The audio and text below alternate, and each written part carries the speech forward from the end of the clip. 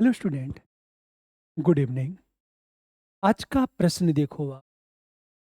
आज का जो प्रश्न है, टाइम्स ऑफ इंडिया का आर्टिकल है या टाइम्स। अभी तक मैं जो क्वेश्चन डिस्कस कर रहा था, द हिंदू, इंडियन एक्सप्रेस। आज का जो आर्टिकल है, टाइम्स ऑफ इंडिया का है।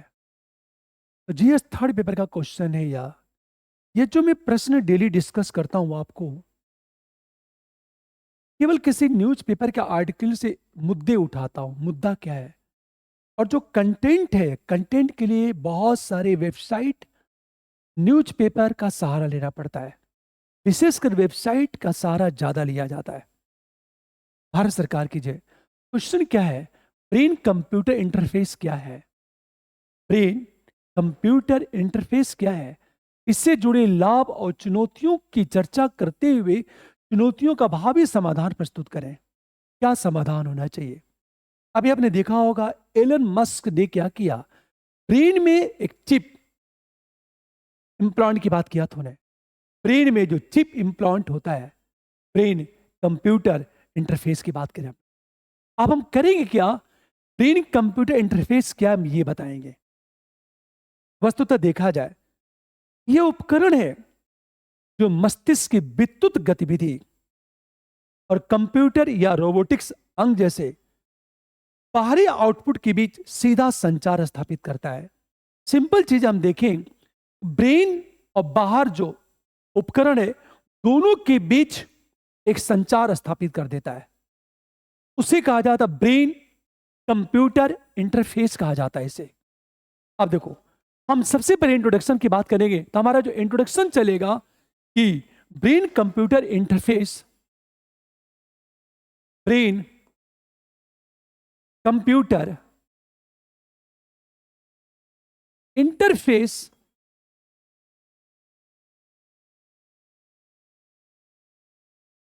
ऐसे उपकरण है जो मस्तिष्क की विद्युत गतिविधि और कंप्यूटर या रोबोटिक्स अंग जैसे रोबोटिक्स अंग जैसे बाहरी आउटपुट्स के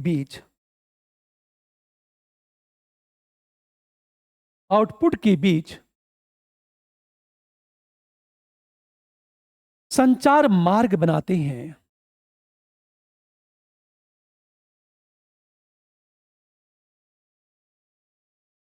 यह सभी मस्तिष्क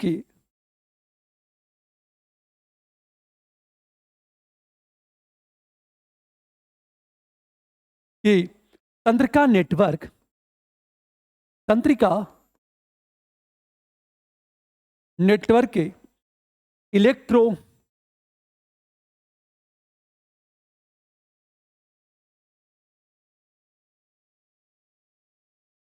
फिजियोलॉजी के बीच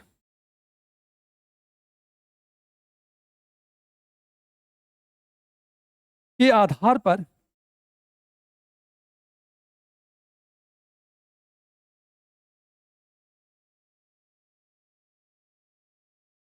तैयार किए गए हैं। इस प्रश्न को देखो आप। ब्रेन कंप्यूटर इंटरफेस क्या है? ब्रेन कंप्यूटर इंटरफेस बीसीआई क्या है? ब्रेन कंप्यूटर इंटरफेस ऐसे उपकरण है जो मस्तिष्क की विद्युत गतिविधि और कंप्यूटर या रोबोटिक्स अंग जैसे बाहरी आउटपुट के बीच संचार मार्ग बनाते हैं। इसका मतलब है ब्रेन और बाहर जो यंत्र है उसके बीच एक संचार मार्ग बनाते हैं। यह सभी मस्तिष्क के तंत्रिका नेटवर्क के इलेक्ट्रोफिजियोलॉजी के आधार पर तैयार किए गए। मतलब प्रश्न का पहला पार्ट, ब्रेन कंप्यूटर इंटरफेस क्या है?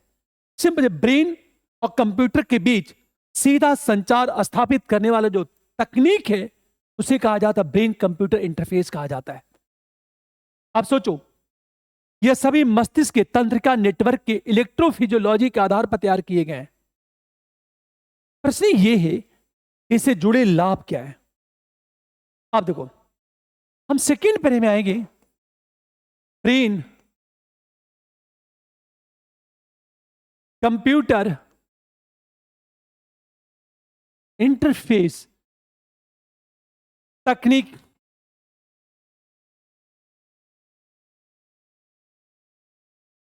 के अनेक लाभ हैं। क्योंकि लाभ पूछ रहा है तो केवल मुझे लाभ को गिनाते जाना है। नंबर 1, इससे क्या होगा? मोबाइल उपकरणों का उपयोग करके अपने विचारों के साथ अपनी गति को इससे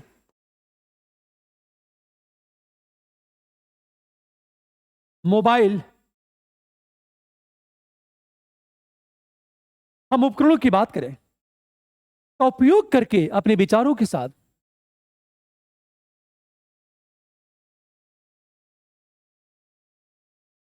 करके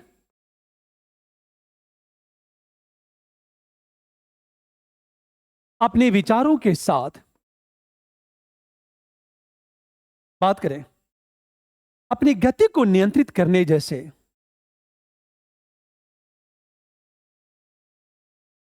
गति को नियंत्रित करने जैसे बुनियादी कार्य में सक्षम बनाया जाएगा।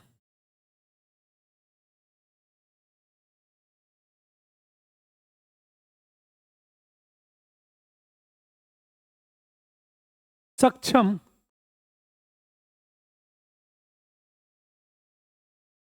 बनाया जाएगा जैसे पक्षाघात उपचार के लिए न्यूरालिंक प्रत्यारोपण, पक्षाघात उपचार के लिए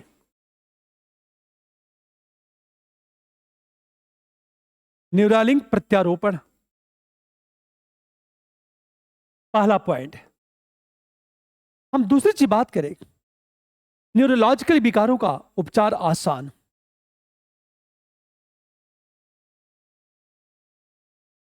न्यूरोलॉजिकल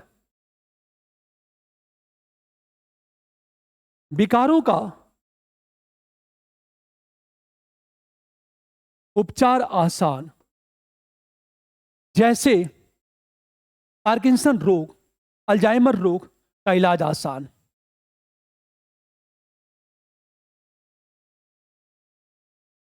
रोग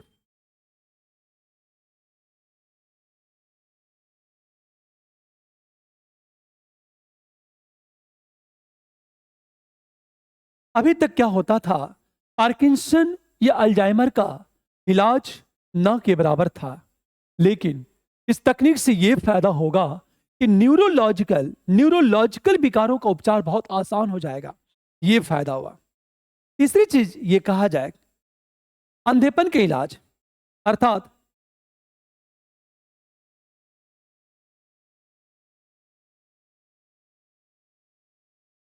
एक तरह से कहा जाए, नंबर 3, इससे क्या होगा?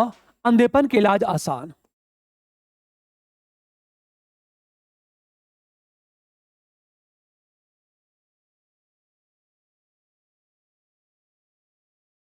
अंधेपन के इलाज आसान क्योंकि होता क्या है, मस्तिष्क,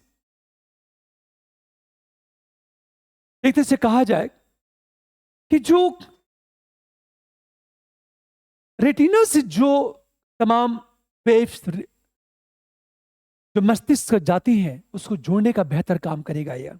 अगली चीज, मानसिक स्वास्थ्य विकारों की निगरानी और उपचार आसान। नंबर 4, मानसिक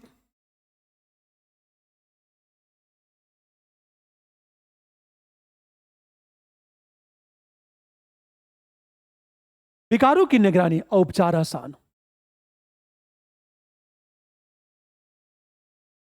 विकारों की निगरानी एवं उपचार आसान, अर्थात ध्रुवीय विकार, अवसाद और चिंता जैसे मनोरोग, अर्थात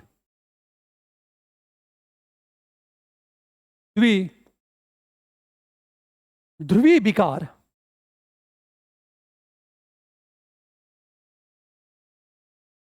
की बात करो, अवसाद और चिंता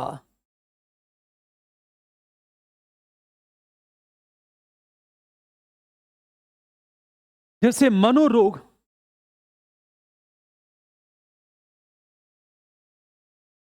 स्थितियों के उपचार में सहयोगी।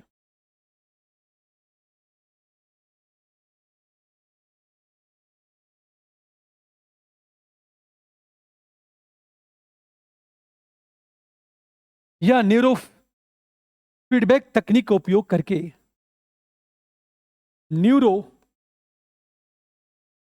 फीडबैक तकनीक का उपयोग करके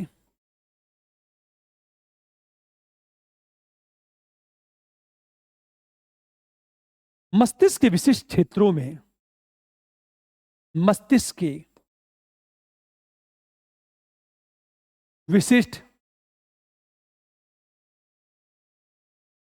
लक्षित विद्युत उत्तेजना प्रदान करके विद्युत उत्तेजना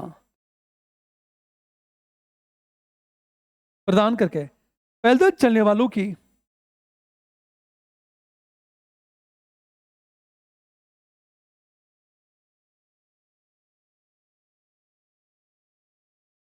जलन एवं थकान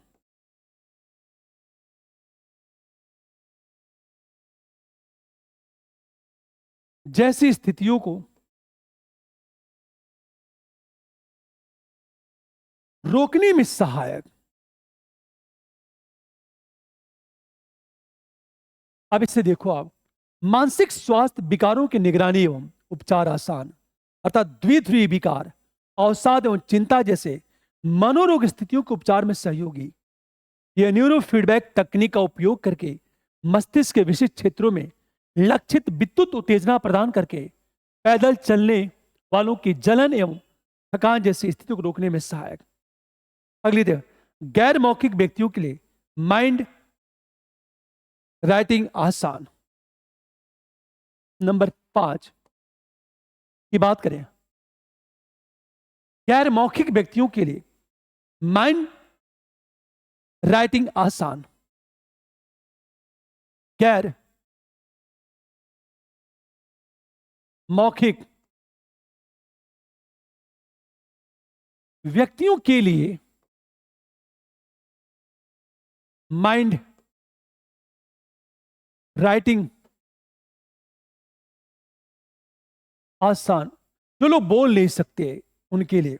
अगली चीज देखा जाए, उन्नत संज्ञानात्मक क्षमताएं। हमेशा ध्यान दो इस बात को, अर्थात उपयोगकर्ता क्या वास्तविक समय में तंत्रिका प्रत्यारोपण से उन्नत संज्ञानात्मक क्षमताएं, उन्नत संज्ञानात्मक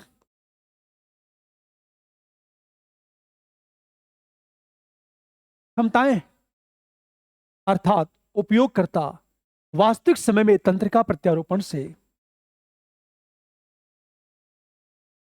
करता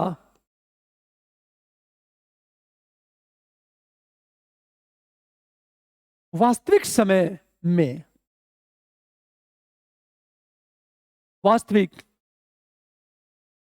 में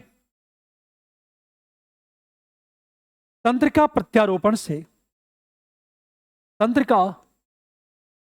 प्रत्यारोपण से प्राप्त बायोफीडबैक के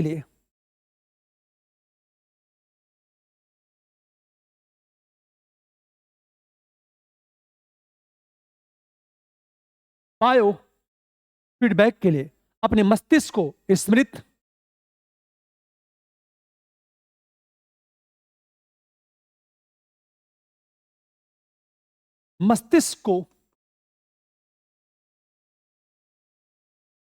स्मृति और प्रसंस्करण गति में प्रशिक्षित कर सकते हैं। प्रोसेसिंग गति में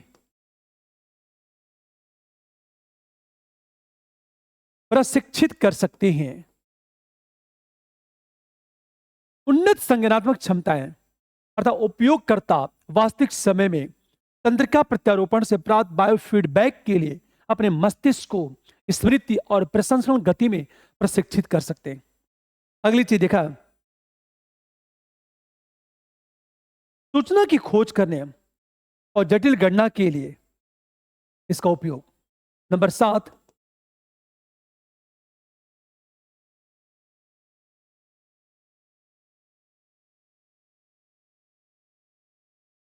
जटिल हम गणना की बात करें करने के लिए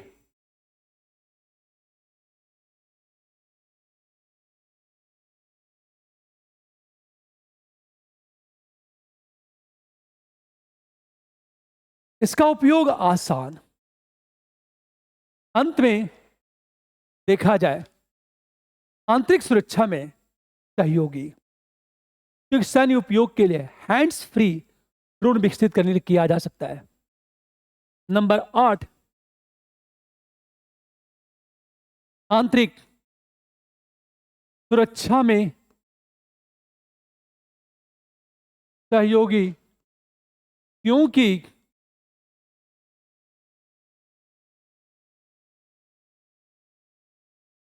हैंड्स फ्री ड्रोन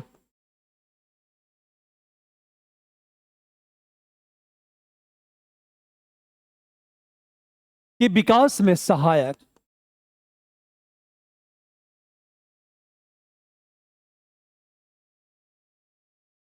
तथा भविष्य के स्टार्टअप का विकास।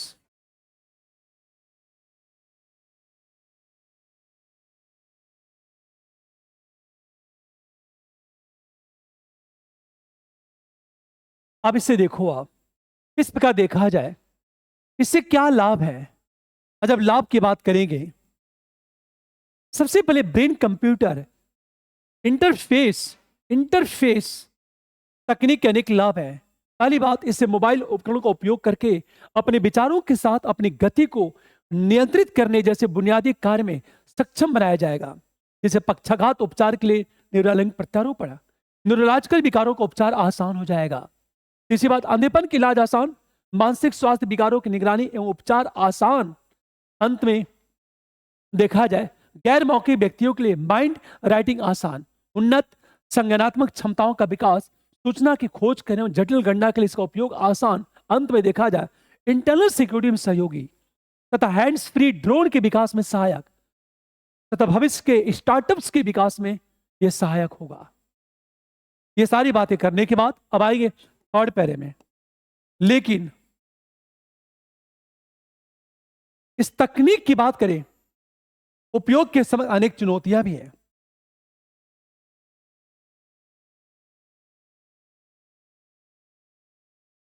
लेकिन इस तकनीक के उपयोग से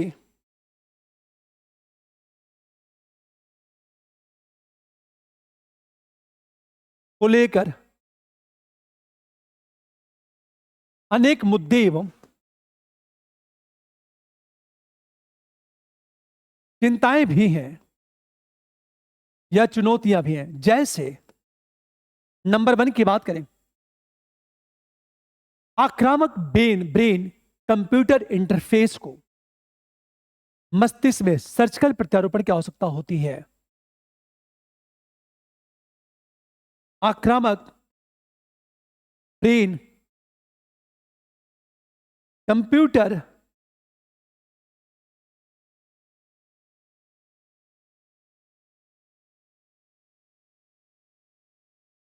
इंटरफेस को मस्तिष्क में सर्जिकल प्रत्यारोपण की आवश्यकता होती है।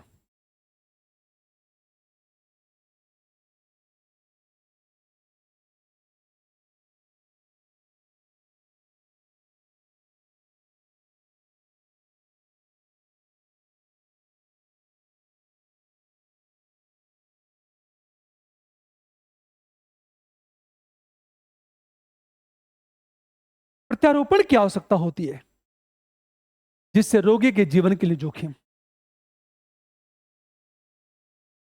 रोगी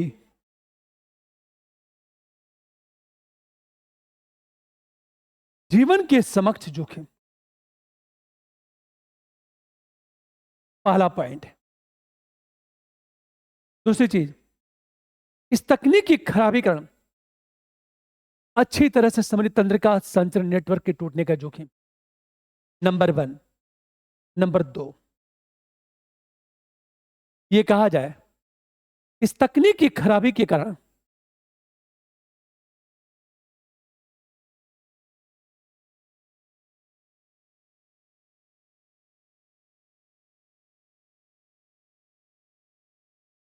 खराबी के कारण अच्छी तरह से समन्वित तंत्रिका संचरण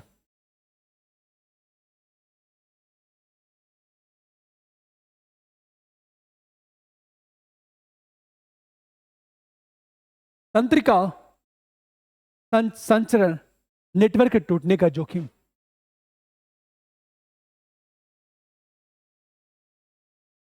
संचरण नेटवर्क के टूटने का जोखिम। देखो आप, इस तकनीक की खराबी के कारण अच्छी तरह से समन्वित तंत्रिका संचरण नेटवर्क के टूटने का जोखिम। तीसरी चीज, यह तकनीक मानसिक स्वास्थ्य संबंधित डेटा की गोपनीयता,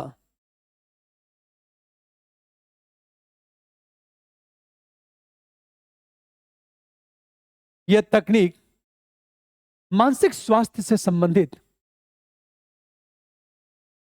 मानसिक स्वास्थ्य से संबंधित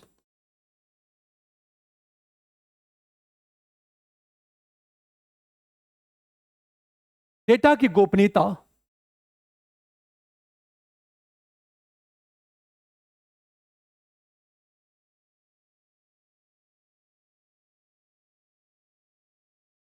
और बढ़ी हुई कपाल क्षमता को सुपर ह्यूमंस के निर्माण जैसे नैतिक चुनौतियां।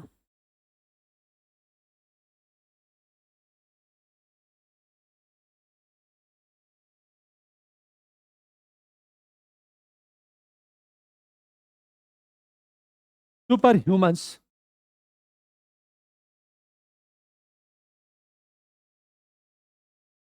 के निर्माण जैसे नैतिक चुनौतियां।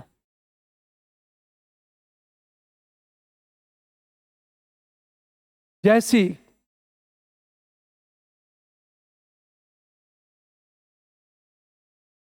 अब नंबर 3, यह तकनीक मानसिक स्वास्थ्य से संबंधित डेटा की गोपनीयता एवं बढ़ी हुई कपाल क्षमता से सुपर ह्यूमंस के निर्माण जैसी नैतिक चुनौतियां। नंबर 4, पहुंच सामर्थ्य अतः प्रौद्योगिकी उन लोगों का विशेषाधिकार बनने का जोखिम उठाती है। नंबर 4,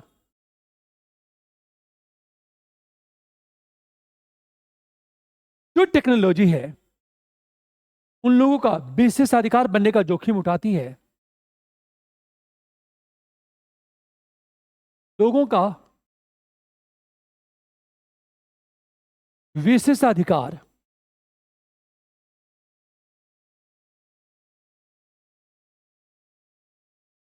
जोखिम उठाती है जो आर्थिक रूप से मजबूत है। इसका मतलब क्या है? इसका मतलब है ये तकनीक इतनी महंगी होगी कि जो आर्थिक रूप से मजबूत है लोग हैं वे इस तकनीक का बेहतर लाभ उठाएंगे। हो सकता है अपने ब्रेन का इतना ज्यादा वो लोग विकास कर लें कि प्रत्येक क्षेत्र में वो आगे निकल जाए, अन्य लोग पिछड़ जाए। नंबर 5, पशु अधिकार समूह ने न्यूरालिंक द्वारा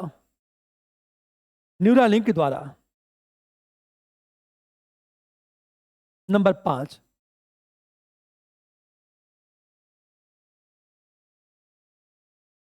पशु अधिकार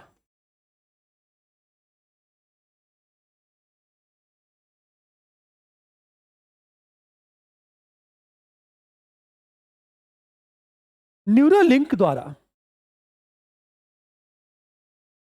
यह कहा जाता है कि एक तरह से फ्रॉड मेट्स पर परीक्षणों के बारे में चिंता जताई है, जो हमें बात करें, एक तरह से कहा जाए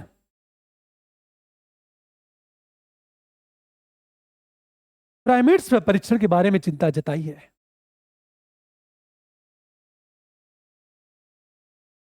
मेट्स पर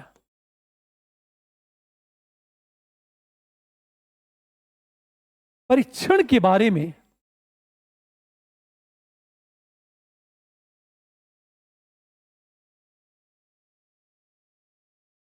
चिंता जताई है। अंत में देखा जाए नियामक चुनौतियां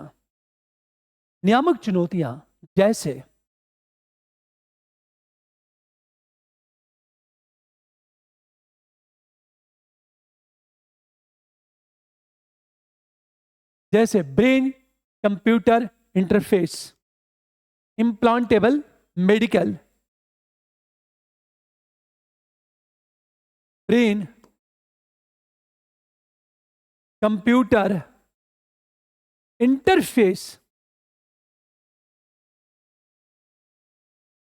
टेबल, मेडिकल सामग्री, महत्वपूर्ण सॉफ्टवेयर सुरक्षा,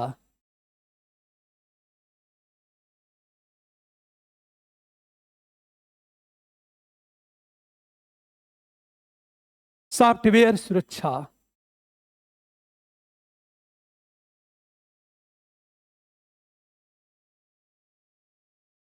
इंटरनेट ऑफ थिंग्स जैसे कई क्षेत्रों को एक साथ लाता है।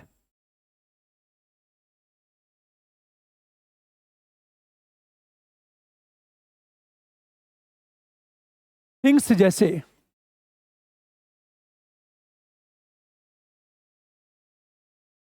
कई क्षेत्रों को एक साथ लाता है, हमेशा ध्यान दो। नियामक चुनौतियां, क्यों चुनौतियां? जैसे ब्रेन कंप्यूटर इंटरफेस क्या करता है, इम्प्लांटेबल मेडिकल सामग्री, महत्वपूर्ण सॉफ्टवेयर सुरक्षा, इंटरनेट ऑफ थिंग्स जैसे कई क्षेत्रों को एक साथ लाता है। अतः चुनौतियां बहुत कठिन हो जाती हैं। इनको कैसे रेगुलेट किया जाए, ये सारी बातें करने के बाद अंत में जब आएंगे हम लोग फोर्थ पैरे में, अतः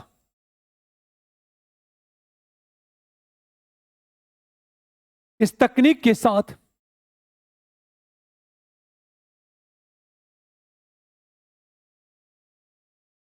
विकास के साथ कुछ महत्वपूर्ण कदम उठाया जाना चाहिए।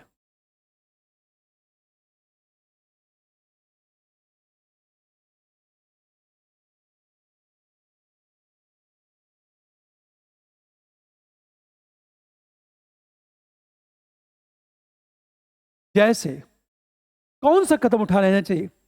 एक मानक नियामक दिशा निर्देश विकसित करना,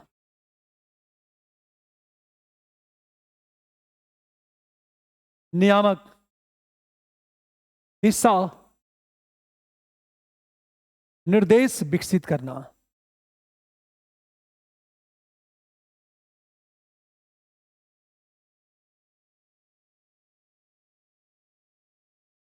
पहली बात।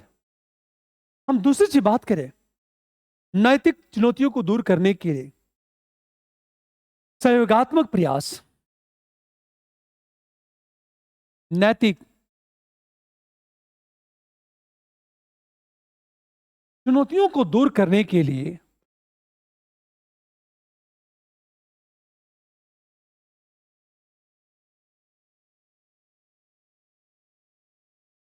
आपको सहयोगात्मक प्रयास करना चाहिए, अर्थात वैज्ञानिकों, नैतिकतावादियों, नीति निर्माताओं, जनता के बीच सहयोग। अर्थात वैज्ञानिकों, नीति निर्माताओं,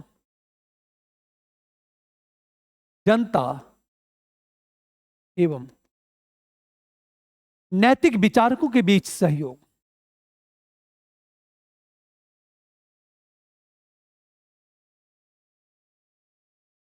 और तीसरी चीज हम बात करें, परीक्षणों के साथ चिंताओं को संबोधित करना।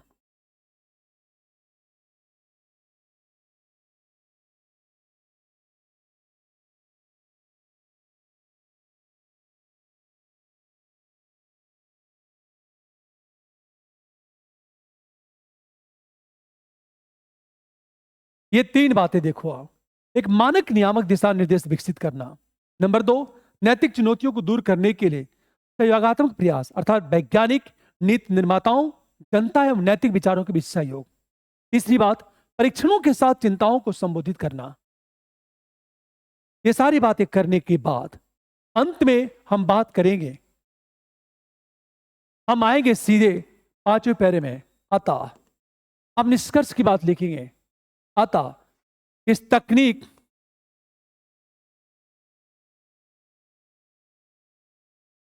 के विकास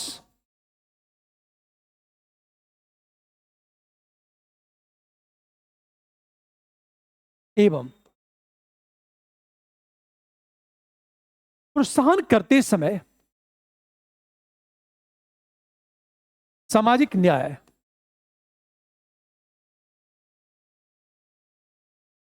मानवाधिकार, सुरक्षा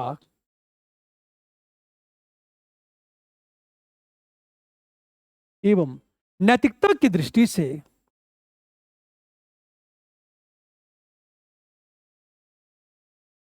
विचार करना आवश्यक। ये कहने के बाद आंसर को हम क्लोज कर देंगे। ये हमारा निष्कर्ष चलेगा।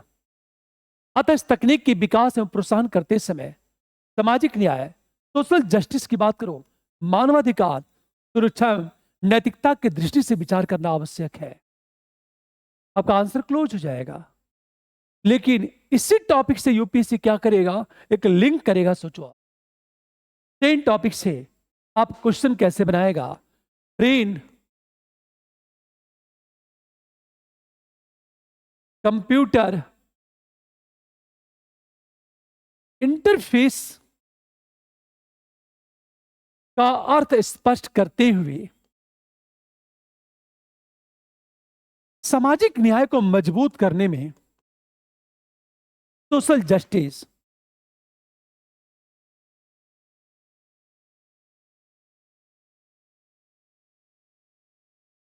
इसकी भूमिका